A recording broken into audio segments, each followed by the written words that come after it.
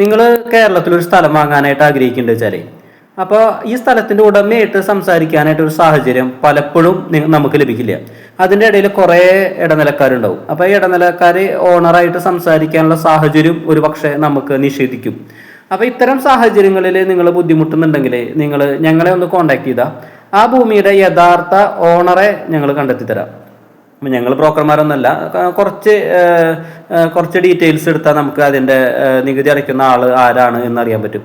അദ്ദേഹത്തെ മീറ്റ് ചെയ്യാനും പറ്റും. നിങ്ങൾ ജെനുവിൻ ബയറാണെങ്കിൽ എന്ന് വെച്ചാൽ ഒരു ഭൂമി വാങ്ങും, ആ ഭൂമി ഇഷ്ടപ്പെട്ടിട്ടുള്ള ഭൂമി വാങ്ങും എന്ന് ഉറപ്പുള്ള ഒരാളാണെങ്കിൽ നമുക്ക് അവരെ നേരിട്ട് പോയി കാണാനായിട്ട് പറ്റും. അപ്പോൾ ഇത്തരം സേവനങ്ങൾ എന്തെങ്കിലും ആവശ്യമുണ്ടെന്ന് വെച്ചാൽ മുകളിൽ കാണുന്ന നമ്പറിൽ വിളിക്കാം.